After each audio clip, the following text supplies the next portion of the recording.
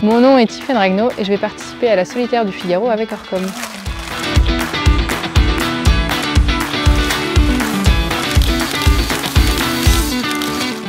Alors mon premier souvenir sur un bateau, c'est sur un petit dériveur que mes parents ont sur le lac de Lacanau, où on faisait des petites sorties, je pense que j'avais entre 6 et 8 ans.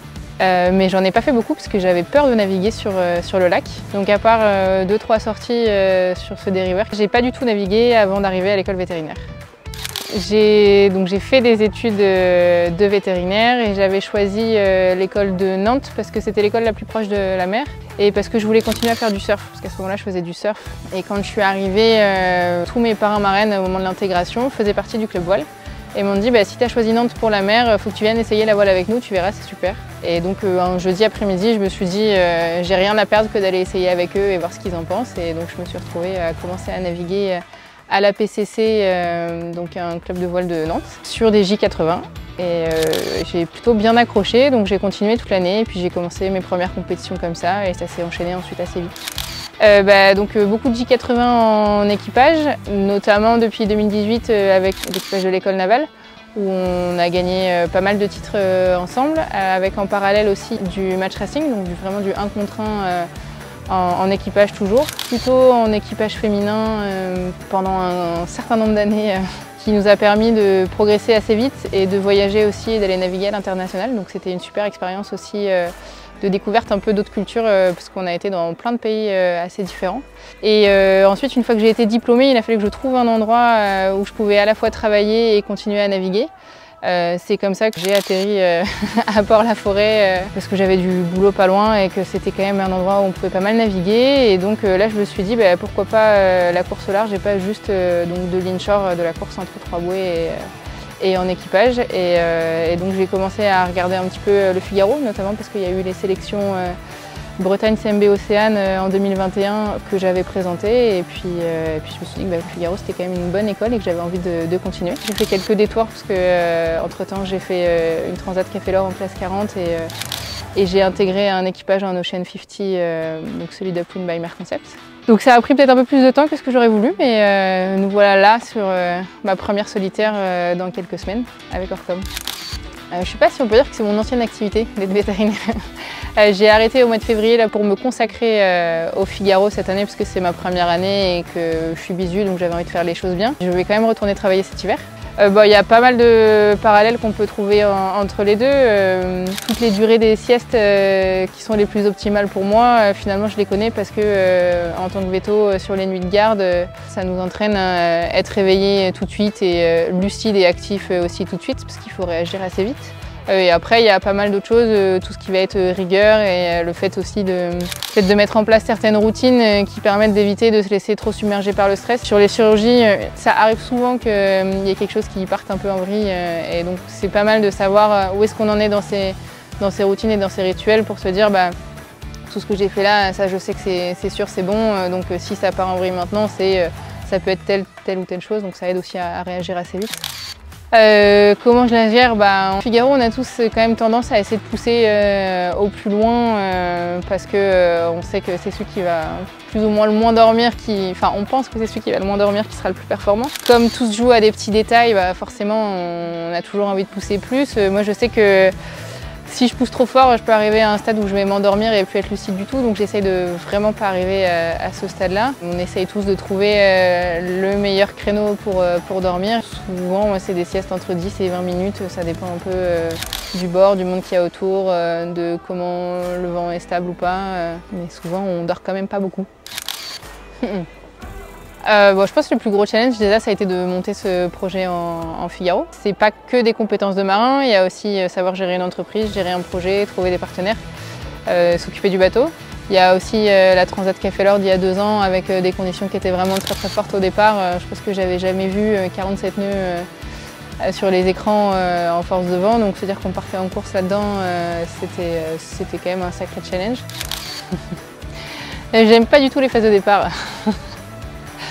On va dire que les départs, c'est pas mon point fort. Sur les lignes de départ, en tout cas, c'est toujours des moments qui sont hyper stressants parce que c'est là qu'il y a le plus de risques de contact entre les bateaux. Et c'est vraiment ce qu'on a tous envie d'éviter, donc j'aurais plutôt tendance à dire que je préfère les arrivées. Je pense que j'arriverai pas à en choisir un. Si vraiment il faut en choisir un, l'arrivée de la Transat Café L'Or il y a 2 ans, parce que c'était super chouette d'arriver jusqu'aux Antilles. Le projet n'avait pas été facile à mener et déjà être au départ on était contente, mais arriver aussi de cette course-là c'était vraiment chouette. Après j'aime bien être en mer tout simplement, juste profiter des jolis moments, coucher de soleil ou un lever de soleil qui est assez chouette ou avoir les dauphins autour. C'est toujours des petits moments un peu chouettes. Souvent, c'est quand même ceux qu'on aime bien aller chercher quand on est en mer. Un énorme porte-container sans AIS qui est arrivé derrière le bateau, donc forcément qu'on ne voyait pas. Ça, forcément, ça fait jamais plaisir. Normalement, les avoir à l'AIS, c'est quand même un petit peu notre assurance de savoir où est-ce qu'ils sont et de pouvoir les éviter, ou en tout cas de communiquer avec eux pour les éviter. Il y a ça, et après, ce qui fait jamais plaisir, c'est à chaque fois qu'on croise pas mal de déchets ou de plastique sur les différentes courses. Sur le Tour de Bretagne, j'ai trouvé qu'on en avait quand même croisé pas mal et ça attriste toujours un peu de croiser tout ça pas très loin des côtes quand on navigue. Qu'il faut essayer et pas avoir peur d'oser, que c'est jamais très simple forcément d'y arriver, qu'il n'y a aucun chemin tout tracé ou aucune ligne droite pour y aller. Mais qu'il ne faut surtout pas avoir peur d'essayer et que je pense qu'en travaillant comme il faut et en se donnant les moyens d'aller là où on veut, on peut y arriver. Ça prend plus ou moins de temps, mais on peut y arriver. Je pense avant tout, comme tous ceux qui vont y aller, on est des compétiteurs, donc on a envie de faire au mieux et on recherche un résultat.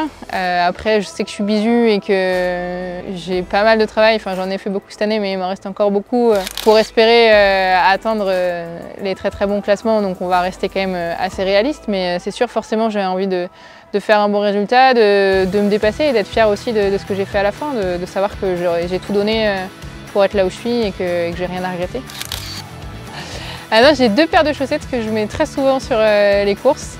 La première, c'est une paire de chaussettes léopard qui m'ont été offertes par mon ancienne skipper quand on faisait du match racing.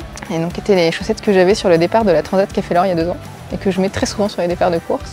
Maintenant j'ai une deuxième paire aussi, offerte par une des filles, donc Michaela, qui est une des filles du projet Upwind.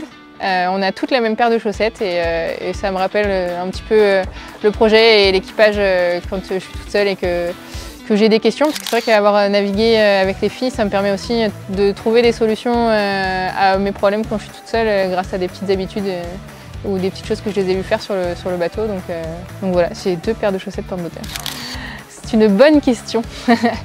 J'ai bossé dans une école de surf pendant mes jobs d'été et mes journées elles commençaient et finissaient toujours pareil, assise sur la barrière face à l'océan à regarder un petit peu les trains réguliers de houle, soit même quand c'était un peu plus une mer un peu plus déchaînée. Et puis c'est vrai que même là, les nuits de garde un peu difficiles ou les matins où j'avais pas envie d'aller travailler à la clinique, mon petit remède c'était d'aller me poser un quart d'heure, 20 minutes sur la plage pour me redonner un peu du courage. Donc ma relation exacte, je ne sais pas si je pourrais la définir. Après, je sais que j'ai besoin de l'océan et d'être à côté pour me sentir bien et me sentir un peu chez moi. Il ne faut pas trop se poser cette question-là. C'est vrai que comment être une femme en course au large, c'est plutôt, on va dire, un avantage. Il y a beaucoup de dispositifs qui existent pour nous aider à y accéder. Je pense que j'en ai cité un tout à l'heure, c'est le dispositif Bretagne CMB Océane. Il y a Massif qui cette année va sélectionner une femme. Il y a le projet Upwind by Mer Concept dont le but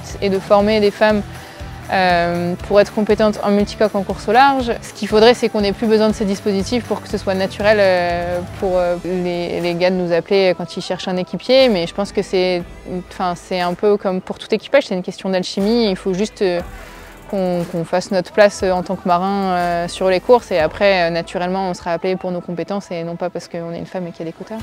On a quand même la chance de faire un sport mécanique, donc je peux pas dire qu'il n'y a pas de différence. Si on prend 2 exemples, Basile Bourgnon qui était en Figaro et Charlotte Yven, je pense que Basile c'est 2 Charlotte et pourtant ça n'empêche pas Basile d'être hyper performant dans le petit temps et Charlotte ou même Elodie Bonafous quand elle y était d'être hyper performante aussi dans le gros temps. Donc on a la chance de faire un sport mécanique, de pouvoir adapter nos bateaux à nos capacités. Je pense qu'il faut en profiter et justement ça permet de ne pas faire de vraies différences. C'est les marins, pas le genre qui va faire la différence.